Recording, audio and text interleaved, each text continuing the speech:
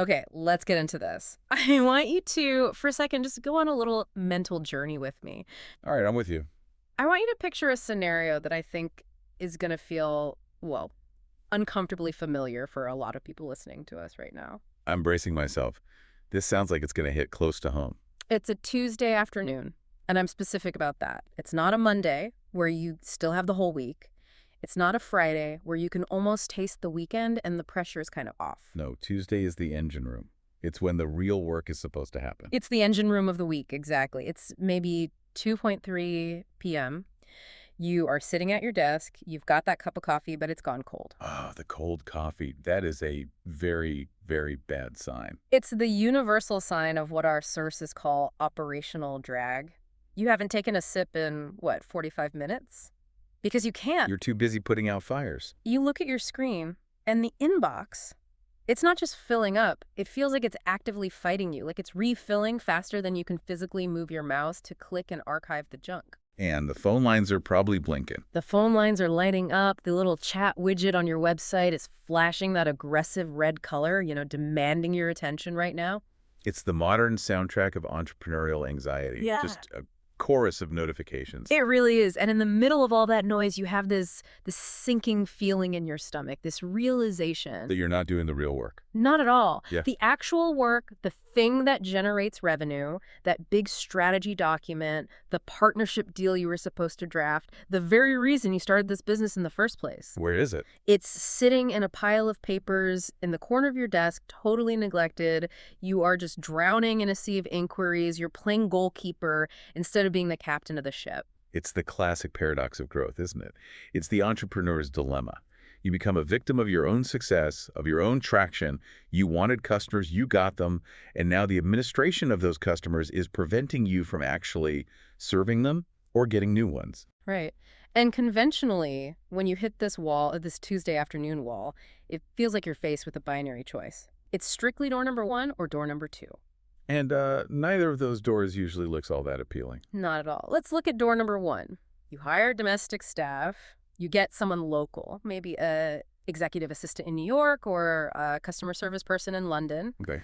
The pros are obvious, right? The communication is seamless. They get your jokes. They understand the cultural shorthand. There's no friction. But the cons are a mile long. It is prohibitively expensive. We're not just talking about a salary. We are talking salaries, benefits, HR compliance, maybe office space, payroll taxes. The overhead is just crushing. It's what you call the high-cost, high-control option.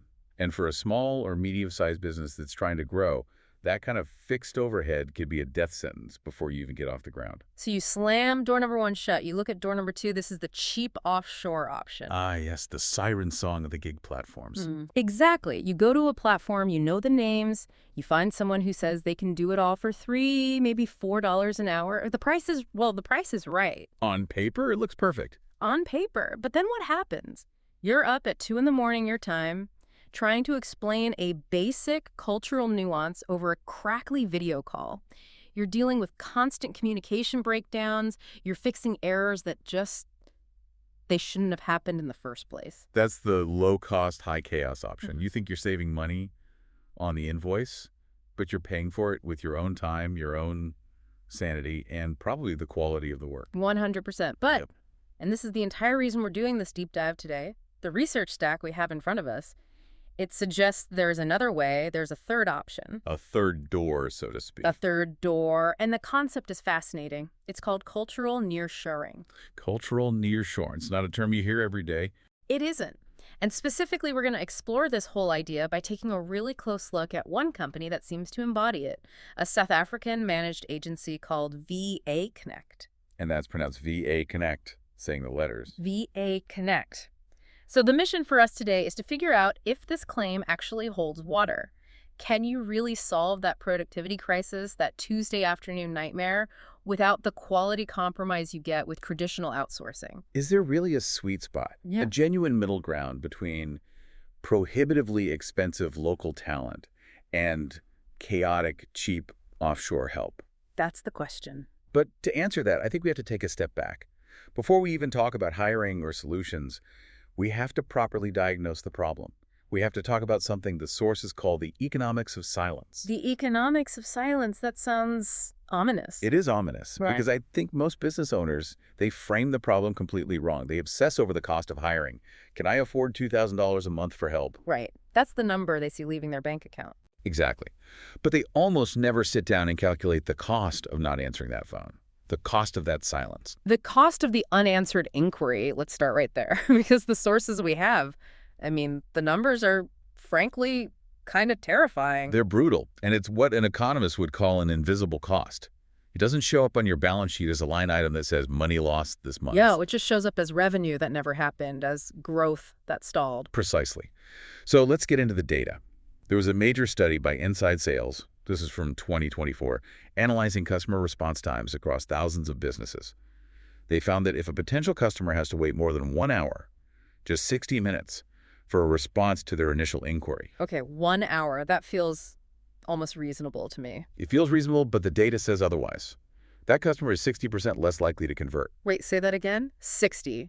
60. A 60% drop in the probability of them ever becoming a customer. All because of a 1 hour wait. So if I email a business at 10:00 a.m. asking for a quote, and they get back to me at 11:30 a.m., which, in my mind, is a pretty decent response. Yeah. The odds of me actually buying from them have basically been cut in half. More than half. Statistically, that lead is already on life support. You've almost lost them. Why is that curve so incredibly steep? What happens in that hour? It's all about the psychology of the modern consumer. And you have to think about your own behavior here. If you're looking for a plumber or a new software tool or a consultant for your business, you go to Google, you find a few options, you send out an inquiry. Right. That moment when you hit send is the moment of your highest possible intent. You are warm, you have a problem, and you are actively looking for a solution now. I'm in buy mode. My wallet is metaphorically open. Your wallet is open. If you get a response back in 5 or 10 minutes, you get a little dopamine hit. Yeah. Wow, these guys are on it. Problem solved. You engage, the sales process begins. But if you wait an hour, what happens? Your phone rings. A colleague walks into your office, you open a new browser tab. The urgency you felt just 60 minutes ago begins to fade. Or, worse, I get impatient and I Google one of their competitors and send them an email. Exactly. That's the killer. You don't just wait patiently. You continue your search. And if that wait stretches past 24 hours, the data calls that the 24-hour cliff. The cliff. The lead is, for all intents and purposes, dead. They haven't just waited, they have moved on. They have likely already had a conversation with and possibly even hired the competitor who answered their email in 15 minutes. So the silence isn't neutral. That's the key takeaway. It is absolutely not neutral. Silence is an active signal. And this is what so many businesses forget. A delayed response sends a very, very specific message to a prospect. It says, we don't value your time. Or it says, we are too disorganized to handle your business effectively.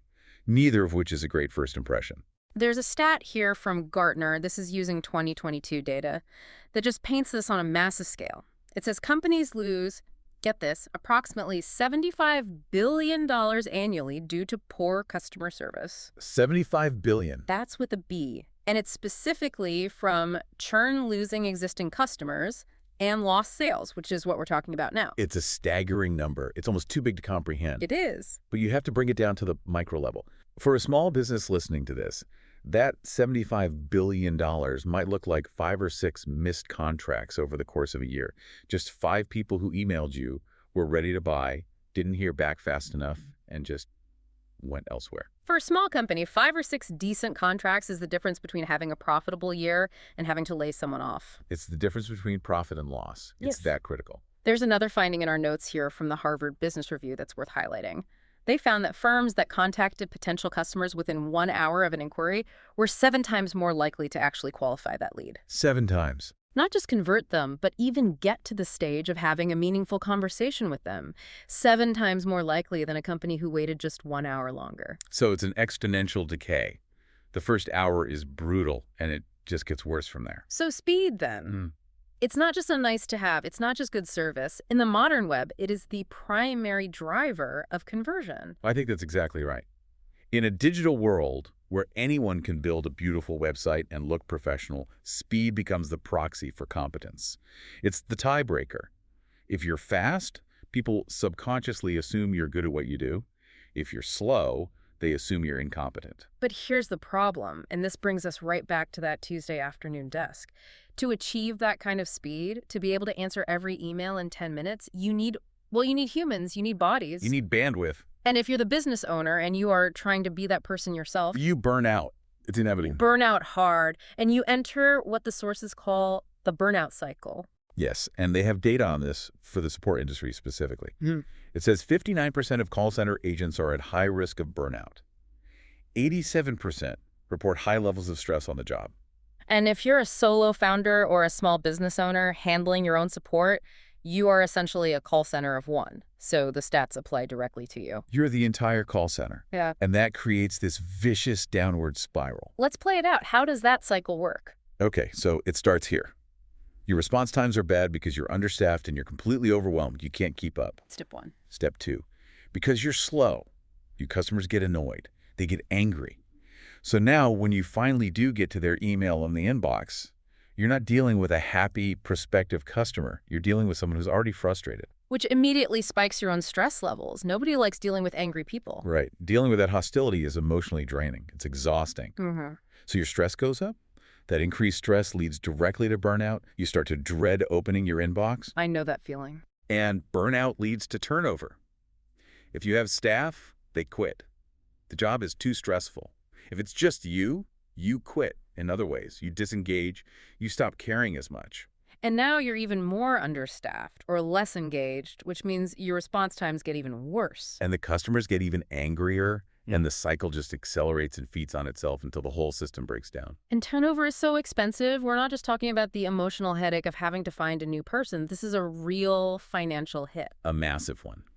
The data we have suggests that replacing a single employee costs, on average, between 30 to 50% of their annual salary. 30 to 50%. Yes. Think about it. You have recruitment fees, you have the time spent interviewing, you have training costs, and you have the huge productivity dip while the new person gets up to speed, which can take months. And the source material does some math on this. It says for a small support team of just 10 people, with standard industry turnover rates, you could be losing over $120,000 a year. Over $120,000 just in turnover costs. That's $120,000 just to tread water.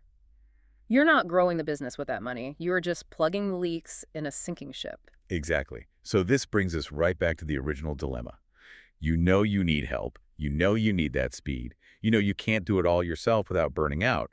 So you look at the budget, and your rational brain says, okay, I need to stop the bleeding, but I absolutely have to do it as cheaply as possible. And that's the moment. That's when the dollar store mentality kicks in. It's the siren song of the global gig economy. It's so tempting. You're scrolling online, and you see an ad.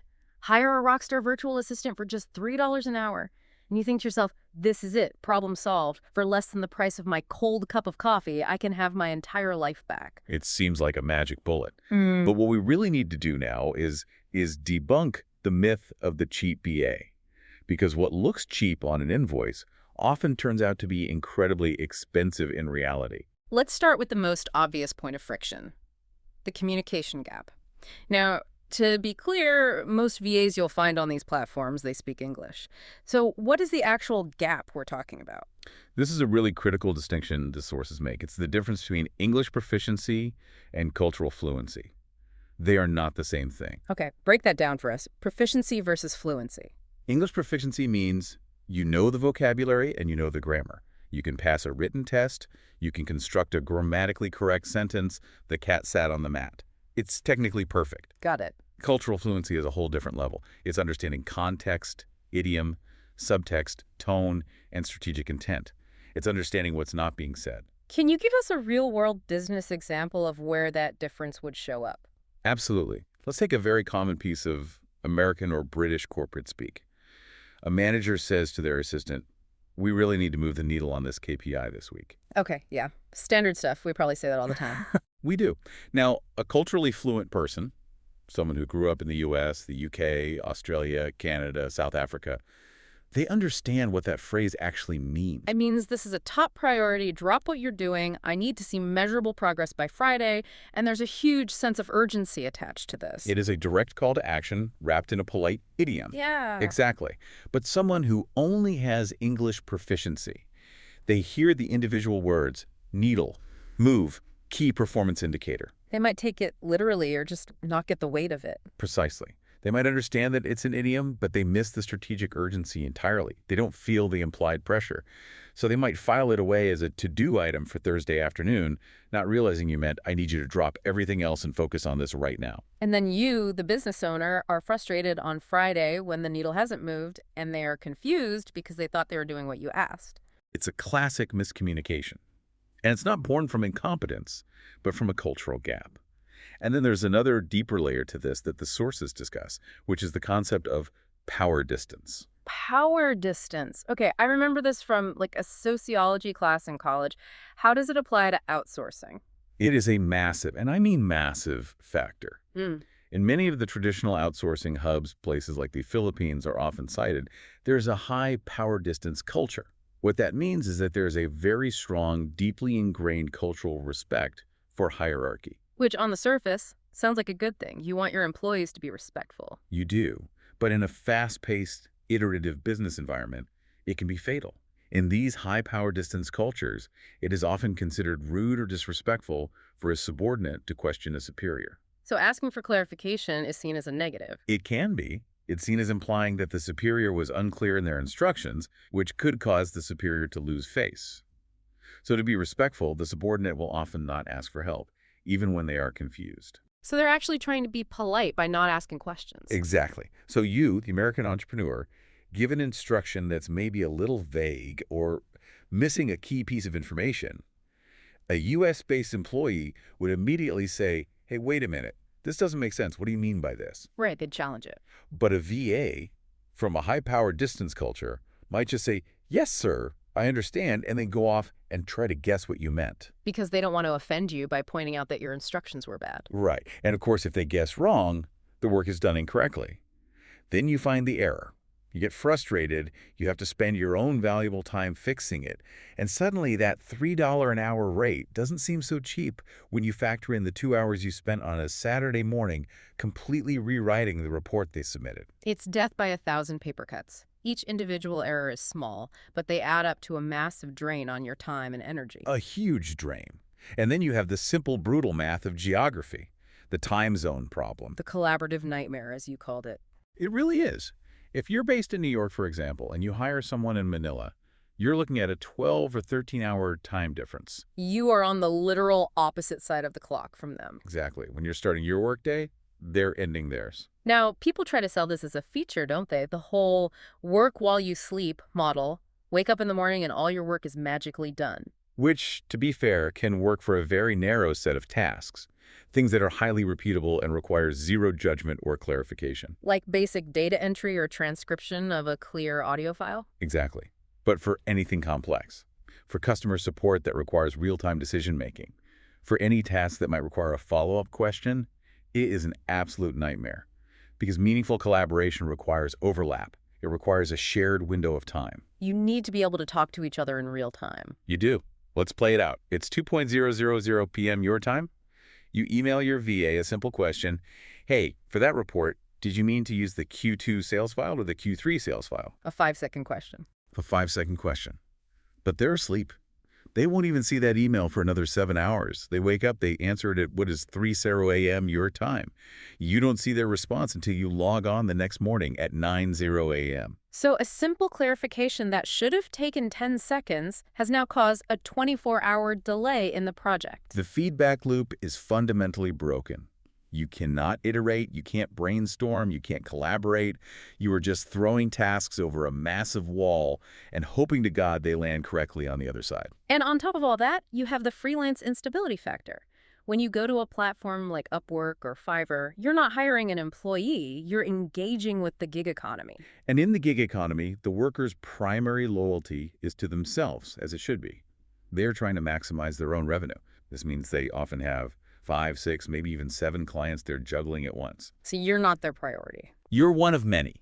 And if another client comes along and offers them 50 cents more per hour or has a project that looks more interesting, your work might suddenly get pushed to the back of the queue. Or worse, they might just disappear. Ghosting. We hear about this all the time. They just stop responding to messages. It happens constantly. And you have absolutely no recourse. You're left high and dry, and you have to start the entire painful search process all over again. And throughout this whole process, the hidden cost is that you, the business owner, are acting as the HR manager, the trainer, the quality control specialist, and the project manager for this cheap freelancer. The opportunity cost of your own time spent managing them is massive. It completely defeats the purpose of hiring help in the first place. Okay, so we've clearly established the problem. We need help. We can't afford the silence. But the cheap offshore help has all these hidden costs, the communication gaps, the time zones, the instability that just destroy the value proposition. Which leads us finally to the third option that the source material proposes. It leads us to South Africa. The cultural nearshore. I really love that term. It's a great term because it captures the nuance perfectly. It does, because geographically, let's be honest, South Africa is definitely offshore relative to the US or the UK. It's an 11-hour flight. It is far away.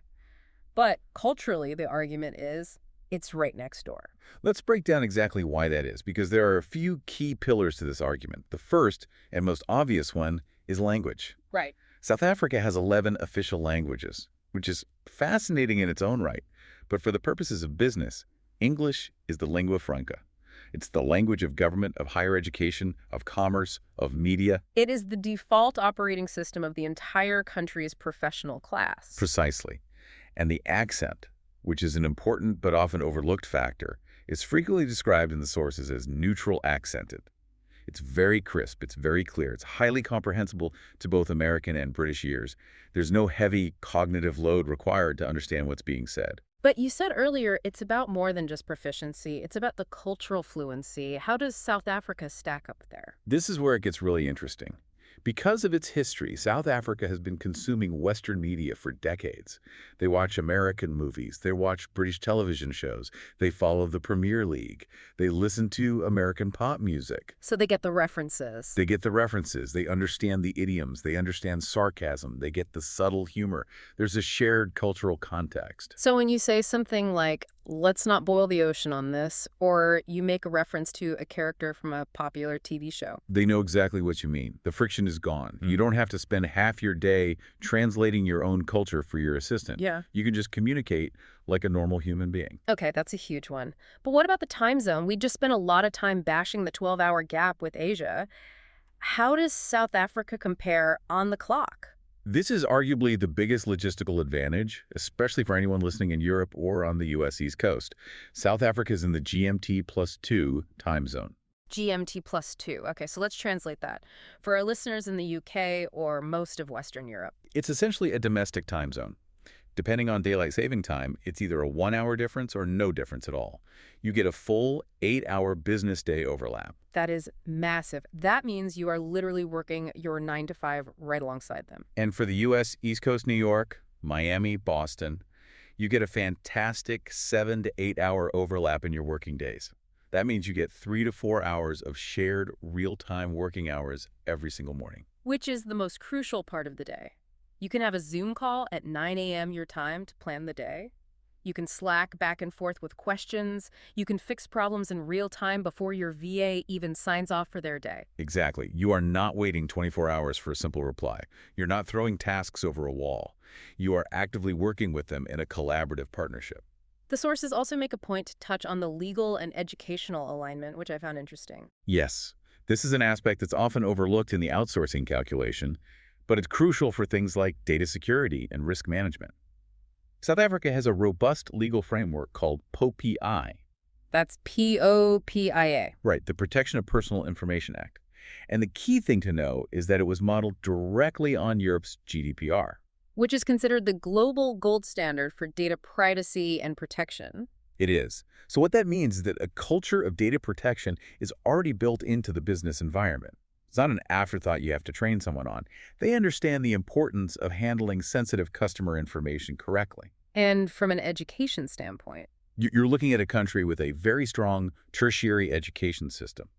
It's producing a steady stream of graduates in business, technology, and marketing who view remote work and virtual assistants as a legitimate long-term career path, not just a temporary gig to make a few bucks. Okay, so that sets the stage for the region. The macro environment makes a lot of sense. Now let's zoom in and talk about the specific company the sources focus on, VA Connect. VA. The sources say it was founded back in 2008, originally under a different name, Lime Tree Consulting. But in 2014, they pivoted to this managed agency model. The founder's name is Karen. Karen. And the story that comes through in the materials is that she's an entrepreneur who is just obsessed with systems and processes. And that really seems to be the core differentiator here. This isn't a platform like Upwork where you're just left to browse profiles and cross your fingers. They are a managed agency. Let's define that term. What does that distinction, managed agency versus platform, actually mean for the client who's looking for help? It's a fundamental difference. On a platform, you are the employer in everything but name. You do the vetting, you do the interviewing, you do the hiring, the training, the managing. If the person doesn't work out, that's on you. You start over. You bear all the risk. All of it. In a managed agency model like VA Connects, the agency is the employer. They handle all of that. The recruiting, the vetting, the payroll, the HR, the continuous training. You're not just hiring a person, you're buying a managed service, an outcome. There is a statistic in here that, I have to be honest, it almost made me fall off my chair.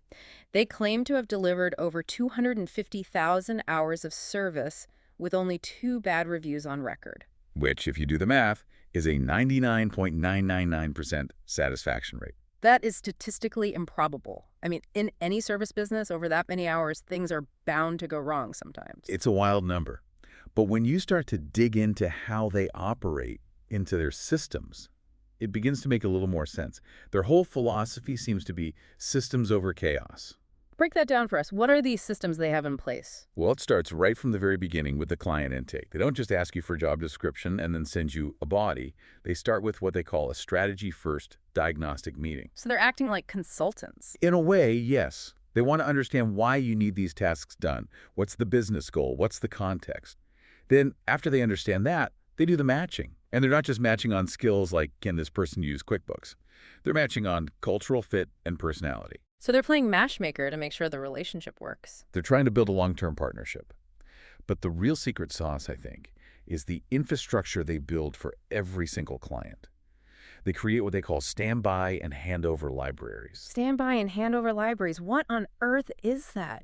Think of it as continuity insurance for your business. For every client, they meticulously document every single process, every system, every password, every little preference and nuance of how you like things done. They build a complete operational playbook for your business. So that if your dedicated VA gets sick or decides to go on a 2-week vacation. Or gets hit by a bus. It's the famous bus factor in business. Right. If your freelance VA gets hit by a bus, your business operations grind to a halt. You're completely stranded.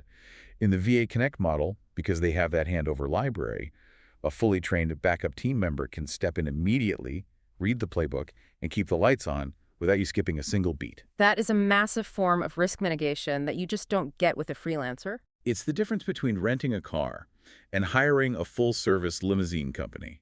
One just gives you the keys and wishes you luck. The other guarantees you'll get to your destination, no matter what happens to the driver. I want to dig into some of the internal programs they run for their own staff because the names are, well, they're pretty catchy. The first one is VA Varsity. That's VA Varsity. It's described in the source material as a Udemy for VAs. And this is just brilliant from a business perspective. It's their own in-house continuous training platform. They're constantly training their staff on the latest software, Salesforce, Zendesk, HubSpot, and on soft skills like communication, time management, and problem solving. So as the client, I don't have to spend my Tuesday afternoon teaching my new assistant how to use my CRM system. No, that's the agency's job. Yeah. They ensure their people come with the skills, or if a new skill is needed, they learn it on the agency's time and dime, not yours. You get the benefit without the training overhead. And then there's this other program called Atomic Energy. This one directly addresses that massive burnout problem we talked about at the beginning of the show, which is the killer of the entire support industry. What is it? It's a comprehensive wellness program. They provide their VAs with access to custom diet and exercise plans, and even mental mobility coaching. They're providing diet and exercise coaching for their virtual assistants. Yes, for the VAs. That is so rare. The stereotypical image of an outsourcing shop is a digital sweatshop. You just grind people down until they quit, and then you hire the next person. Exactly. It's a churn and burn model, and that's why turnover is typically so high. VA Connect seems to have taken the opposite approach. They've realized that if you want consistent, high-quality, empathetic performance from your people, You need them to be healthy, high-functioning human beings. You cannot burn people out and then expect them to deliver amazing customer service. Healthy people do better work. It seems obvious, but it's rarely practiced. And that leads to the third program, VPness. Vapiness. It's their two-way happiness program. This is fascinating. They don't just survey the client to see if the client is happy with the VA.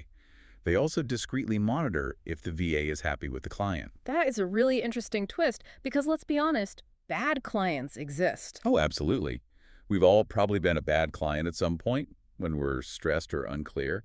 But a genuinely toxic or disorganized client can burn out even the best VA very, very quickly. So VA Connect is trying to protect their asset, their trained employee. Exactly. By monitoring both sides of the relationship, they can spot friction early on. They can step in and mediate or provide extra support before a small issue becomes a reason for someone to quit. It protects the VA, and it protects the long-term stability of the service for the client. All right, let's talk about the money. Let's talk numbers, because we said this wasn't the cheap $3 an hour option, but looking at the pricing in the source material, it's still significantly less than hiring someone in the US or UK. It is. They use a package model, which is based on a set number of hours per month, rather than straight hourly billing. This aligns the incentives a bit better. But let's look at the actual costs, converting from the source currency. Okay, and just a pronunciation check for our listeners and the TTS system. The currency is South African rand. So a figure like our 12,000 is 12,000 rand. 12,000 rand. That's the starting point for their basic package, which would cover a marketing or sales assistant. And what does that translate to in US dollars, roughly? At current exchange rates, that's approximately $650 per month. $650 a month.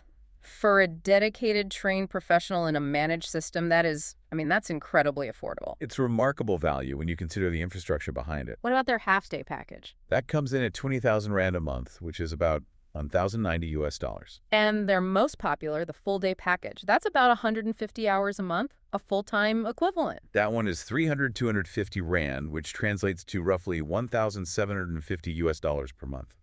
Okay, let's just pause on that number for a second. $1,750 a month for a full-time, culturally fluent, professionally managed assistant who comes with backup and continuous training. Let's compare that, apples to apples, with a domestic U.S. hire. A comparable entry-level administrative or support hire in the United States, you're looking at a salary of, what, $2,500, maybe $4,000 a month? Easily. And that's just salary. That's before benefits. For benefits, you need to add another 20 to 30% on top of that for payroll taxes, health insurance, 401k contributions, equipment, workers' comp. You are easily over $5,000 a month, all in. So the VA Connect model is roughly a third of the total cost. About a third of the cost. And this is the key, with none of the employment liability. You have no wrongful termination lawsuits to worry about, no health insurance battles, no complex HR compliance nightmares. It's a clean business-to-business expense. That is a very, very compelling economic argument, but I have to play devil's advocate here for a minute. Please do. It's 2026. The world is awash in AI. ChatGPT is writing business plans and poetry. Why on earth would I hire any human at all? Why should I pay $7,750 a month when a sophisticated AI bot costs me $20 a month? It's the elephant in the room, absolutely. It is. Why not just automate the entire customer support function and be done with it? It's a completely valid question, Yeah. and any forward-thinking business has to be asking it. But the sources address this head-on with a really simple but I think powerful distinction, and it's this. AI writes text. Humans write persuasion. Ooh, I like that. Unpack that for me. Humans write persuasion. AI is absolutely fantastic at speed and scale. It can draft a generic customer service reply in 3 seconds. It can summarize data.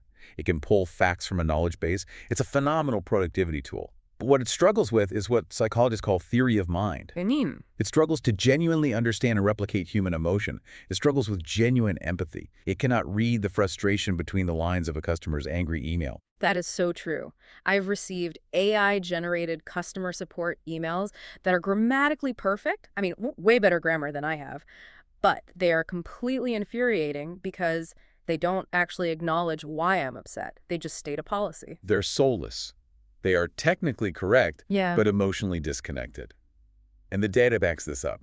The research shows that 82% of consumers still say they prefer interacting with a human when they have a complex problem or are feeling frustrated. They want to feel heard. They want validation before they get the solution. Exactly. So the model that a company like VA Connect proposes isn't about replacing humans with AI. It's a hybrid model. They call it content humanization. The content humanization approach. Yeah. You use AI for what it's good at, speed. Let the AI draft the initial response based on the facts.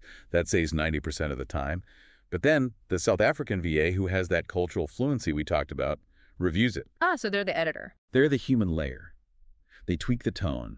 They add a sentence of genuine empathy. They make sure it sounds like it's coming from your brand, from a caring human being, not from a machine. So you get the incredible efficiency of AI, but you retain the critical connection of a human touch. Precisely. And I'll make a prediction here. In a world that is about to be flooded with generic, soulless AI content, the companies that can maintain that human layer, that can scale real relationships, they're going to stand out. Human connection is about to become a luxury good. It's going to be a massive competitive advantage. It's also about emotional labor, isn't it? Customer support is hard, it's draining. AI doesn't care if a customer yells at it in all caps, but it also can't calm that customer down with a moment of genuine empathy. And that ties everything back to those wellness programs we discussed, like Atomic Energy. You need emotionally healthy, resilient humans to handle those high-stakes, high-emotion interactions. If your human support agent is burned out and stressed, they start to act like a robot anyway. That's a great point. A burned-out human is no better than a bot. In which case, you might as well use the bot and save the money. So, by investing in the human, in their well-being, VA Connect is ensuring that the human can actually deliver the one thing the bot can't. Genuine, empathetic connection. Let's try to make this really tangible for the listener. The sources provide some specific business case scenarios to illustrate the ROI, the return on investment. I want to run through a couple of these because they show how this isn't just a cost, it's a driver of profit. Yeah, let's do it. The numbers are powerful. Okay, scenario one, an e-commerce business, a growing online shop. They've got a couple of US-based support agents, but order volume is up 25% and they are completely drowning in "where is my order" tickets. The traditional move here would be to bite the bullet and hire another US agent. And as we said, that's a fully loaded cost of maybe $50,000 to $60,000 a year. A huge expense. Instead, in this scenario, they hire a VA Connect full-time equivalent. And the cost for that, as we calculated, is roughly $21,000 a year. So right off the bat, just on payroll, they are saving nearly $40,000. But that's just the beginning. That's the visible savings. Now you add in the invisible gains. Because they now have adequate coverage, their response times drop from hours to minutes. They stop losing that 60% of potential new customers who were walking away in that first hour. Their conversion rate on new inquiries goes up? Their conversion rate goes up, their customer satisfaction scores go up, and their churn rate goes down. Well, The source material estimates a 4.6x ROI on that $21,000 investment when you factor it all in. 4.6 times their money back. That's significant. Okay, scenario two, a professional services firm. Think of a law firm, an accounting firm, or a consultancy. You have senior partners who are billing out their time at $200, $300, even $500 an hour. And what are they spending their precious time doing? They're scheduling their own meetings. They're formatting PowerPoint presentations. They're chasing down invoices. They're doing 25 an hour administrative work. It's physically painful to watch that happen. It's like they're burning their own inventory. They're lighting money on fire. So in this scenario, the firm hires a dedicated executive assistant through VA Connect. Let's say they get a half-day package.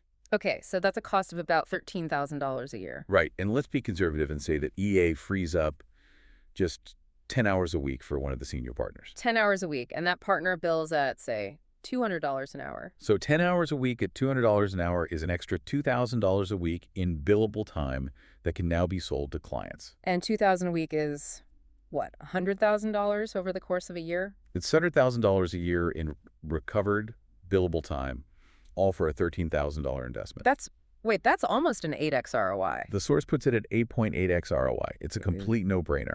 At that point, it is economically irresponsible not to make that higher. Wow. Okay, one more. Scenario three. The classic SaaS startup.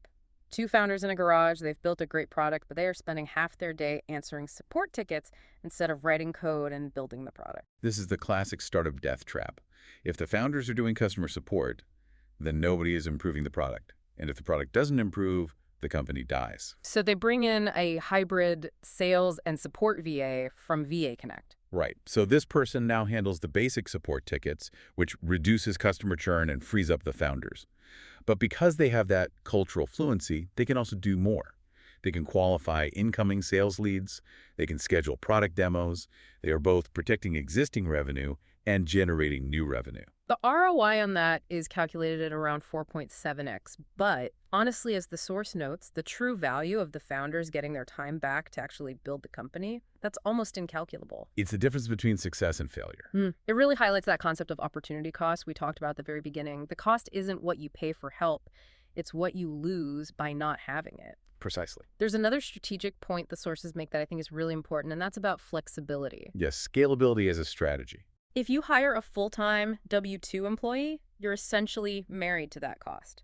If business has a slow quarter, you still have to pay them.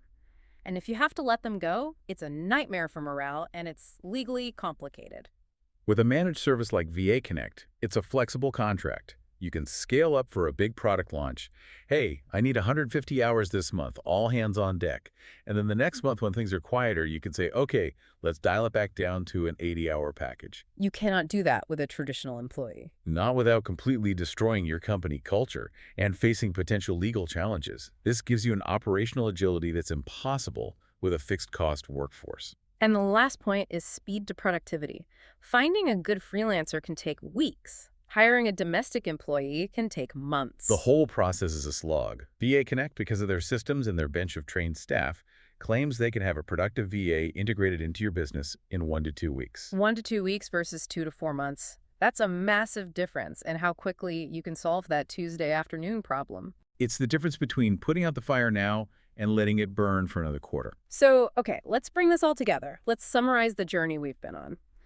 We started with that Tuesday afternoon nightmare, the overwhelming inbox, the feeling of drowning. Drowning in the administrative side of the business. Then we looked at the real terrifying cost of that silence, that $75 billion industry loss from leads that just go cold. The dead leads, the customer churn, and the lost revenue that you never even see. We then thoroughly debunked the myth of the cheap VA, exposing the hidden costs of communication gaps, time zone friction, cultural misunderstandings, and freelancer instability. The classic dollar store trap. You get what you pay for. Which led us to this third option, the South African cultural nearshore advantage. The perfect sweet spot of a neutral accent, shared Western cultural context, and that magic GMT +2 time zone. And specifically, we drilled down into the VA Connect managed model, with its focus on systems over chaos. The handover libraries, the backup system, and those internal programs like VA Varsity and Atomic Energy that are designed to ensure quality and prevent burnout. Yeah. All starting from packages like the 12,000 Rand option. It really does seem to present a very cohesive, very strong argument for being that legitimate third door. It reframes the entire outsourcing debate, I think. So, as we wrap up here, what is the single biggest takeaway? If someone listening has been nodding along this whole time, feeling that Tuesday afternoon pain, what should they do with this information? I think the final provocative thought to leave with the listener is this. It forces you to ask a fundamental question about your own business. How do you view support? Do you view it as a cost center, an annoying expense that you must minimize at all costs, which leads you to hire the absolute cheapest bidder you can find? The $3 an hour option. Or do you view support as a revenue driver? A revenue driver. Explain that. If you see it as a revenue driver, your entire mindset shifts. You don't look for the cheapest, you look for the best value. You invest in quality, you invest in cultural alignment, you invest in systems, because you understand that every quickly answered email is a potential sale. Every happy customer interaction is a future referral. Every problem solved efficiently is a customer saved from churning. So support isn't a cost, it's the engine of your sales and retention. In the modern economy, it absolutely is. And in a world that's about to be dominated by infinite, cheap AI content, I believe the companies that will win, the companies that will thrive, are the ones that learn how to scale relationships through genuine human connection. That will be the ultimate differentiator. That is a very powerful place to leave it. So the question for everyone listening isn't really, can I afford to hire help? The real question is, can I afford the continued cost of silence? That's the question you have to answer. Think about what your Tuesday afternoon could look like next week. Maybe For once, the inbox is empty, the phone is quiet, and that big revenue-generating project is finally getting the attention it deserves. That sounds like a much, much better Tuesday. It definitely does. Thanks for diving in with us. My pleasure as always. We'll see you on the next deep dive.